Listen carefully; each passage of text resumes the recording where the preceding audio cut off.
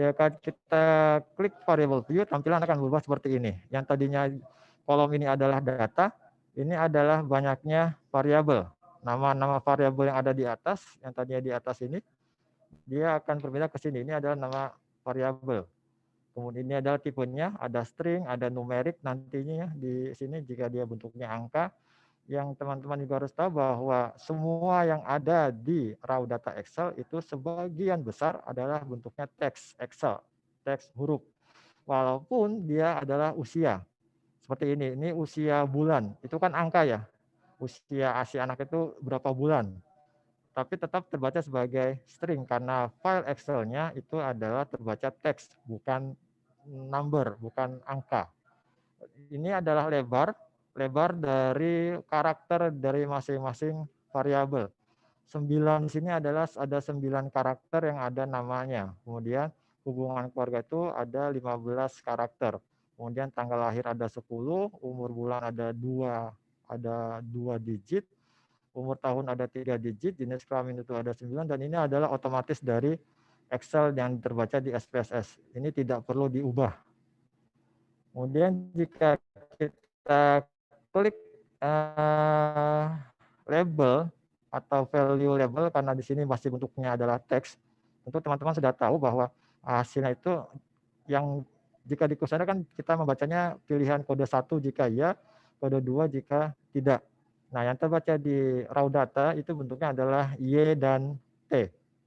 Jadi Y untuk ya, T untuk tidak. Ini jika kita akan mengubah di value-nya juga bisa, jika kita akan mengubah. Ini variabel tipenya yang tadi ada di kolom 2. Ini ada numerik, ada koma, ada dot, ada date, ada dollar, string, dan seterusnya.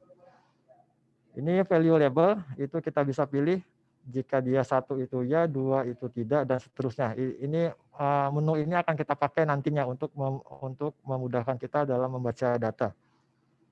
Kemudian ini hal yang perlu diperhatikan sebelum menjalankan sintak yang tadi saya sampaikan. Nama kolomnya itu harus sama dengan nama variabelnya. Jadi tidak diperkenankan untuk mengubah apapun dari file Excel karena sintaknya sudah menyesuaikan dengan kondisi di raw data. Kemudian format cell-nya bisa format cell pada setiap kolom di raw data itu adalah teks atau number, bisa dua-duanya. Kemudian sintaknya juga harus sesuai karena saya sudah menyusun itu sesuai dengan kondisinya. Data yang berbentuk angka namun masih dalam bentuk format teks pada raw data yang akan diubah itu adalah bentuk adalah bulan dan tahun untuk usia, kemudian sistolik dan diastolik untuk hasil pengukuran tensi. Data hubungan kepala rumah tangga, jenis kelamin, agama, pendidikan, pekerjaan, wanita yang sedang hamil, itu bisa diubah menjadi kategorik, artinya menjadi angka. 1 jika dia kepala rumah tangga, 2 jika dia istri, 3 jika dia adalah anak. Seperti pilihan pada kuesioner itu bisa diubah. Sedangkan pada raw data Excel itu adalah yang terbaca bentuknya tulisan. Kepala rumah tangga, istri, anak, menantu, itu bentuknya huruf semua. Itu bisa kita ganti menjadi angka 1, 2, 3, 4 jika diperlukan. Kemudian jawaban pada level keluarga dan individu pembentuk indikator yang awalnya berupa teks itu bisa diubah menjadi kategorik. Itu yang tadi apakah dia memiliki jamban atau tidak, bagaimana kesimpulannya itu bisa kita buat. Kemudian desa atau kelurahan di wilayah kerja puskesmas bisa juga kita buat kategorik 1 untuk desa A, 2 untuk desa B, 3 untuk desa C, dan seterusnya. Agar kita bisa memilih desa mana yang akan kita analisa untuk tahap selanjutnya jika diperlukan. Ini tampilan sintaknya nanti akan saya kirimkan via chat room. Nah, di sini sudah saya susun perintah-perintahnya, tidak perlu lagi menyusun ulang, tidak perlu lagi berpikir ini akan diapakan, tidak. Hanya tinggal tolong download data, kedua ekspor ke SPSS, ketiga running sintak yang saya buat, itu saja.